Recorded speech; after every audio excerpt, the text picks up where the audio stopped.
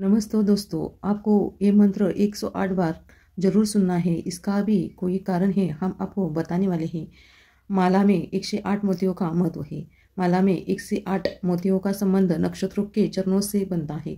हर नक्षत्र के चरण होते हैं और 27 नक्षत्रों के कुल चरण 108 होते हैं। इसीलिए माला में 108 मोती में हम मंत्रों का जप 108 बार किया जाता है, जिन्हें कि आपको उसकी सभी ऊर्जा प्राप्त हो सके। ऊर्जा चैनल के सक्रिय करने के लिए योनि परंपरा को मानवीय शरीर को ब्रह्मांड का एक छोटा सा हिस्सा माना जाता है। शरीर में 108 बार हम जो भी मंत्र जाप सुनते हैं, उसका हमें अद्भुत परिणाम प्राप्त होता है। जो भी आपकी मनोकामनाएं होती है वो पूर्ण होती है। इसलिए ये मंत्र आपको 108 बार जरूर सुनना है, जिन्हें कि आपको उसकी हर ऊर्जा प्राप्त हो सके और आपको अधिक से अधिक फल प्राप्त हो। इसलिए आपको 108 बार एक मंत्र जरूर सुनना है।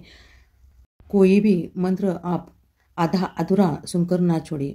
इस मंत्र को आप अपने घर पर चलाइए, काम करते हुए सुनिए, इसका अधिक लाभ आपको मिलेगा। आपके घर की नकारात्मक शक्ति कम हो जाती है और सकारात्मक शक्ति बढ़ जाती है। इसीलिए ये मंत्र बस आपको ये मंत्र आपके फ़ोन पर लगाकर कोई भी काम करते हुए अधिक से अधिक सुनना है। ये मंत्र आपको पूरा सुनना है। ओम तत्पुरुषाय विद्महे महादेवाय धीमहि तन्नो रुद्र प्रचोदयात्। ओम तत्पुरुषाय विद्महे महादेवाय धीमहि तन्नो रुद्र प्रचोदयात्। ओम तत्पुरुषाय विद्महे महादेवाय धीमहि तन्नो रुद्र प्रचोदयात्। ओम तत्पुरुषाय विद्महे महादेवाय धीमहि तन्नो रुद्र प्रचोदयात्। ओम तत्पुरुषाय विद्महे महादेवाय धीमहि तन्नो रुद्र प्रचोदयात्। ओम तत्पुरुषाय विद्महे महादेवाय धीमहि तन्नो रुद्र प्रचोदयात्। ओम तत्पुरुषाय विद्महे महादेवाय धीमहि तन्नो रुद्र प्रचोदयात्। ओम तत्पुरुषाय विद्महे महादेवाय धीमहि तन्नो रुद्र प्रचोदयात्। ओम तत्पुरुषाय विद्महे महादेवाय धीमहि तन्नो रुद्र प्रचोदयात्। ओम तत्पुरुषाय विद्महे महादेवाय धीमहि तन्नो रुद्र प्रचोदयात्। ओम तत्पुरुषाय विद्महे महादेवाय धीमहि तन्नो रुद्र प्रचोदयात्। ओम तत्पुरुषाय विद्महे महादेवाय धीमहि तन्नो रुद्र प्रचोदयात्। ओम तत्पुरुषाय विद्महे महादेवाय धीमहि तन्नो रुद्र प्रचोदयात्। ओम तत्पुरुषाय विद्महे महादेवाय धीमहि तन्नो रुद्र प्रचोदयात्। ओम तत्पुरुषाय विद्महे महादेवाय धीमहि तन्नो रुद्र प्रचोदयात्। ओम तत्पुरुषाय विद्महे महादेवाय धीमहि तन्नो रुद्र प्रचोदयात्। ओम तत्पुरुषाय विद्महे महादेवाय धीमहि तन्नो रुद्र प्रचोदयात्। ॐ तत्पुरुषाय विद्महे महादेवाय धीमहि तन्नो रुद्र प्रचोदयात्। ॐ तत्पुरुषाय विद्महे महादेवाय धीमहि तन्नो रुद्र प्रचोदयात्। ॐ तत्पुरुषाय विद्महे महादेवाय धीमहि तन्नो रुद्र प्रचोदयात्। ॐ तत्पुरुषाय विद्महे महादेवाय धीमहि तन्नो रुद्र प्रचोदयात्। ॐ तत्पुरुषाय विद्महे महादेवाय धीमहि तन्नो रुद्र प्रचोदयात्। ॐ तत्पुरुषाय विद्महे महादेवाय धीमहि तन्नो रुद्र प्रचोदयात्।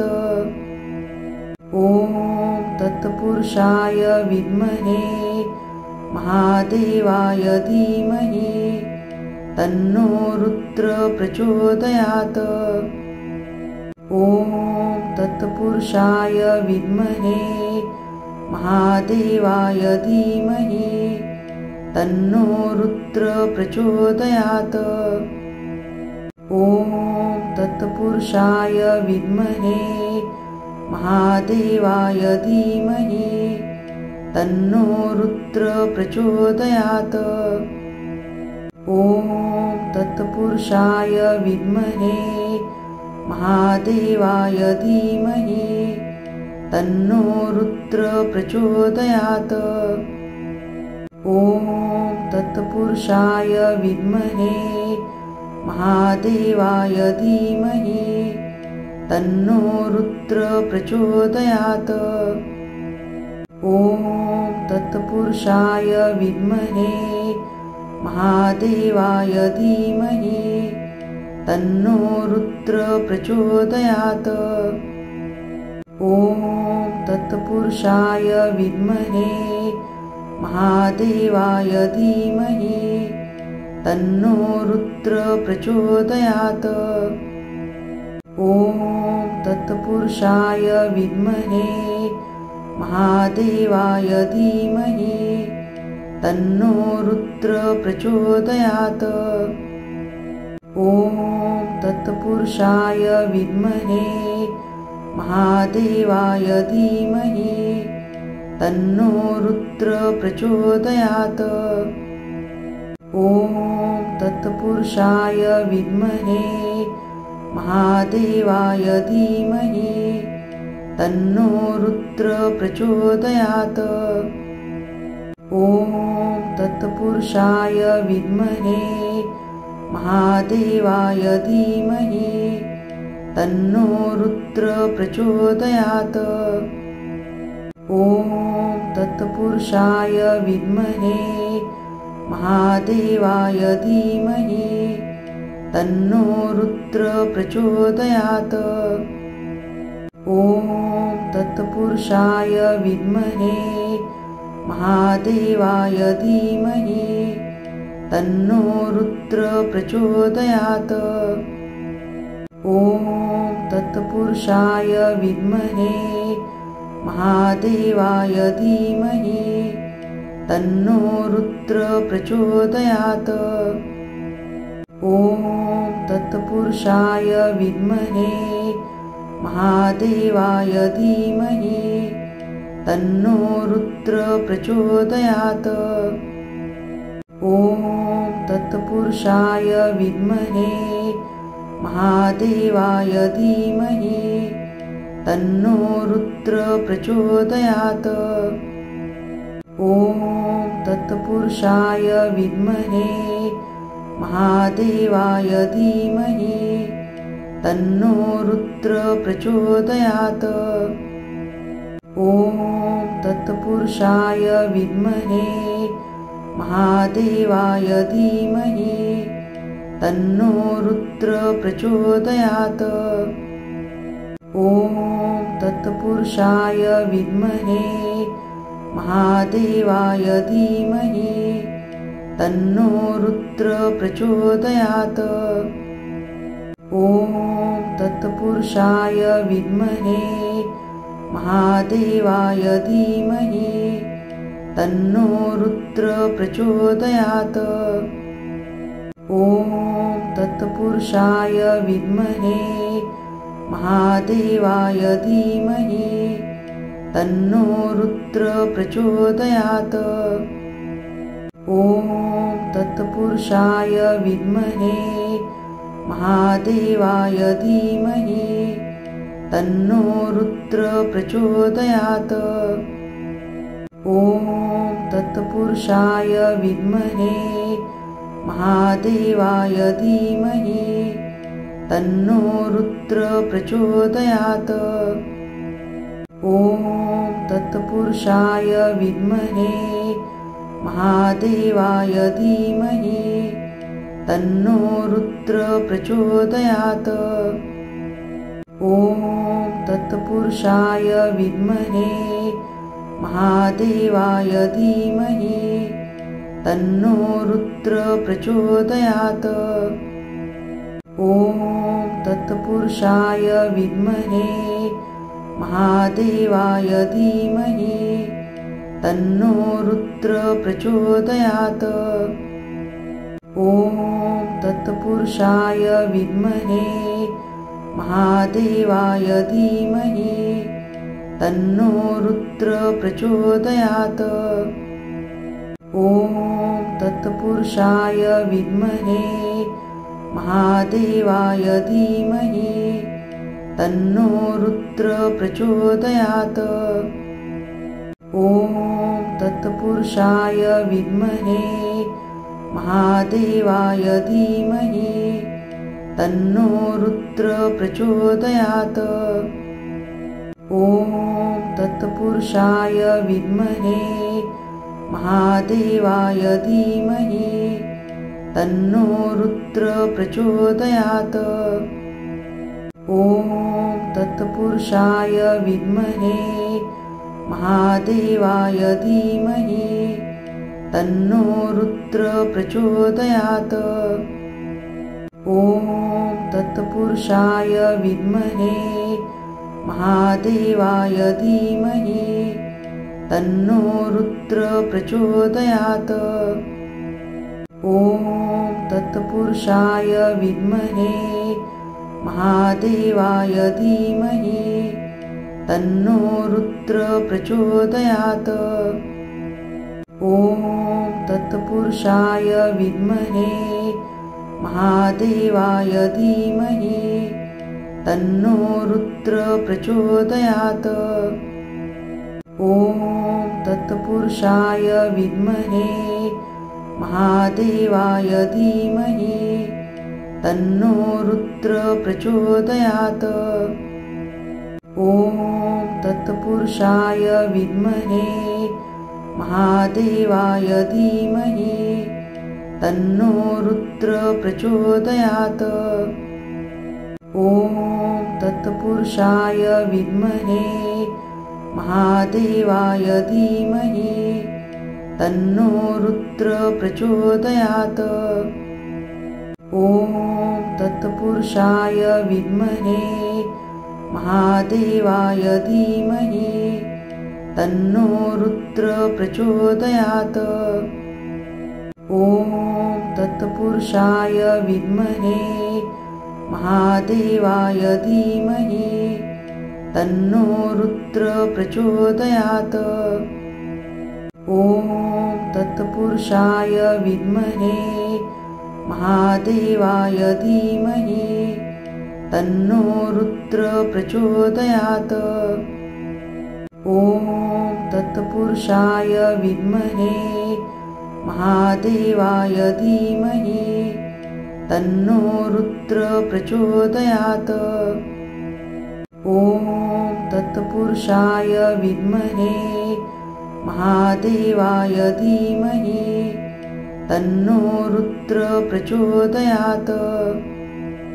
ॐ तत्पुरुषाय विद्महे महादेवाय धीमहि तन्नो रुद्र प्रचोदयात्। ॐ तत्पुरुषाय विद्महे महादेवाय धीमहि तन्नो रुद्र प्रचोदयात्। ॐ तत्पुरुषाय विद्महे महादेवाय धीमहि तन्नो रुद्र प्रचोदयात्। ॐ तत्पुरुषाय विद्महे महादेवाय धीमहि तन्नो रुद्र प्रचोदयात्। ॐ तत्पुरुषाय विद्महे महादेवाय धीमहि तन्नो रुद्र प्रचोदयात्। ॐ तत्पुरुषाय विद्महे महादेवाय धीमहि तन्नो रुद्र प्रचोदयात्। ॐ तत्पुरुषाय विद्महे महादेवाय धीमहि तन्नो रुद्र प्रचोदयात्। ॐ तत्पुरुषाय विद्महे महादेवाय धीमहि तन्नो रुद्र प्रचोदयात्। ॐ तत्पुरुषाय विद्महे महादेवाय धीमहि तन्नो रुद्र प्रचोदयात्। ॐ तत्पुरुषाय विद्महे महादेवाय धीमहि तन्नो रुद्र प्रचोदयात्। ॐ तत्पुरुषाय विद्महे महादेवाय धीमहि तन्नो रुद्र प्रचोदयात्। ॐ तत्पुरुषाय विद्महे महादेवाय धीमहि तन्नो रुद्र प्रचोदयात्। ॐ तत्पुरुषाय विद्महे महादेवाय धीमहि तन्नो रुद्र प्रचोदयात्। ॐ तत्पुरुषाय विद्महे महादेवाय धीमहि तन्नो रुद्र प्रचोदयात्। ॐ तत्पुरुषाय विद्महे महादेवाय धीमहि तन्नो रुद्र प्रचोदयात्। ॐ तत्पुरुषाय विद्महे महादेवाय धीमहि तन्नो रुद्र प्रचोदयात्। ॐ तत्पुरुषाय विद्महे महादेवाय धीमहि तन्नो रुद्र प्रचोदयात्। ॐ तत्पुरुषाय विद्महे महादेवाय धीमहि तन्नो रुद्र प्रचोदयात्। ॐ तत्पुरुषाय विद्महे महादेवाय धीमहि तन्नो रुद्र प्रचोदयात्। ॐ तत्पुरुषाय विद्महे महादेवाय धीमहि तन्नो रुद्र प्रचोदयात्। ॐ तत्पुरुषाय विद्महे महादेवाय धीमहि तन्नो रुद्र प्रचोदयात्। ॐ तत्पुरुषाय विद्महे महादेवाय धीमहि तन्नो रुद्र प्रचोदयात्। ॐ तत्पुरुषाय विद्महे महादेवाय धीमहि तन्नो रुद्र प्रचोदयात्। ॐ तत्पुरुषाय विद्महे महादेवाय धीमहि तन्नो रुद्र प्रचोदयात्। ॐ तत्पुरुषाय विद्महे महादेवाय धीमहि तन्नो रुद्र प्रचोदयात्। ॐ तत्पुरुषाय विद्महे महादेवाय धीमहि तन्नो रुद्र प्रचोदयात्। ॐ तत्पुरुषाय विद्महे महादेवाय धीमहि तन्नो रुद्र प्रचोदयात्। ॐ तत्पुरुषाय विद्महे महादेवाय धीमहि तन्नो रुद्र प्रचोदयात्। ॐ तत्पुरुषाय विद्महे महादेवाय धीमहि तन्नो रुद्र प्रचोदयात्। ॐ तत्पुरुषाय विद्महे महादेवाय धीमहि तन्नो रुद्र प्रचोदयात्। ॐ तत्पुरुषाय विद्महे महादेवाय धीमहि तन्नो रुद्र प्रचोदयात्। ॐ तत्पुरुषाय विद्महे महादेवाय धीमहि तन्नो रुद्र प्रचोदयात्। ॐ तत्पुरुषाय विद्महे महादेवाय धीमहि तन्नो रुद्र प्रचोदयात्।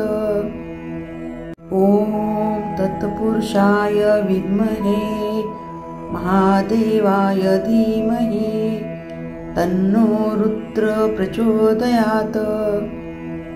ॐ तत्पुरुषाय विद्महे महादेवाय धीमहि तन्नो रुद्र प्रचोदयात्।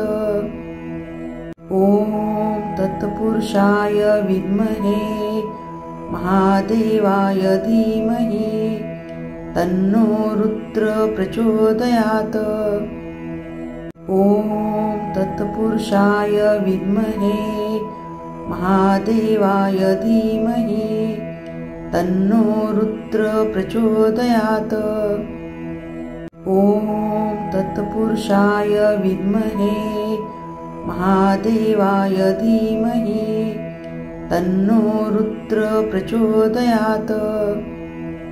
ॐ तत्पुरुषाय विद्महे महादेवाय धीमहि तन्नो रुद्र प्रचोदयात्। ॐ तत्पुरुषाय विद्महे महादेवाय धीमहि तन्नो रुद्र प्रचोदयात्। ॐ तत्पुरुषाय विद्महे महादेवाय धीमहि तन्नो रुद्र प्रचोदयात्। ॐ तत्पुरुषाय विद्महे महादेवाय धीमहि तन्नो रुद्र प्रचोदयात्। ॐ तत्पुरुषाय विद्महे महादेवाय धीमहि तन्नो रुद्र प्रचोदयात्। ॐ तत्पुरुषाय विद्महे महादेवाय धीमहि तन्नो रुद्र प्रचोदयात्। ॐ तत्पुरुषाय विद्महे महादेवाय धीमहि तन्नो रुद्र प्रचोदयात्। ॐ तत्पुरुषाय विद्महे महादेवाय धीमहि तन्नो रुद्र प्रचोदयात्। ॐ तत्पुरुषाय विद्महे महादेवाय धीमहि तन्नो रुद्र प्रचोदयात्। ॐ तत्पुरुषाय विद्महे महादेवाय धीमहि तन्नो रुद्र प्रचोदयात्। ॐ तत्पुरुषाय विद्महे महादेवाय धीमहि तन्नो रुद्र प्रचोदयात्। ॐ तत्पुरुषाय विद्महे महादेवाय धीमहि तन्नो रुद्र प्रचोदयात्।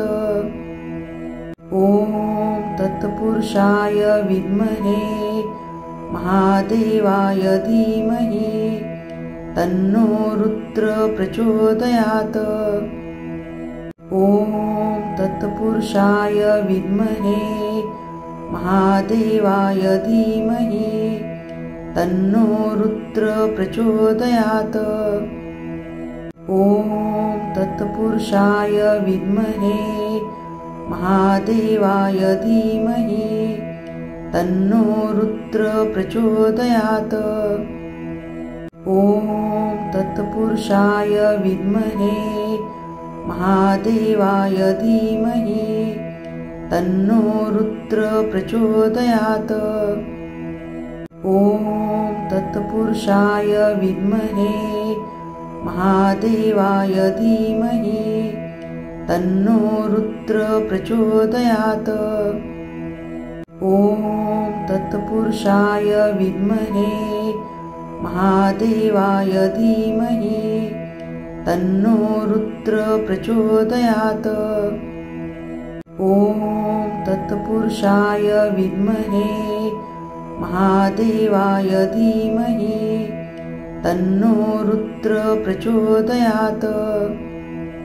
ॐ तत्पुरुषाय विद्महे महादेवाय धीमहि तन्नो रुद्र प्रचोदयात्। ॐ तत्पुरुषाय विद्महे महादेवाय धीमहि तन्नो रुद्र प्रचोदयात्। ॐ तत्पुरुषाय विद्महे महादेवाय धीमहि तन्नो रुद्र प्रचोदयात्। ॐ तत्पुरुषाय विद्महे महादेवाय धीमहि तन्नो रुद्र प्रचोदयात्। ॐ तत्पुरुषाय विद्महे महादेवाय धीमहि तन्नो रुद्र प्रचोदयात्। ॐ तत्पुरुषाय विद्महे महादेवाय धीमहि तन्नो रुद्र प्रचोदयात्। ॐ तत्पुरुषाय विद्महे महादेवाय धीमहि तन्नो रुद्र प्रचोदयात्।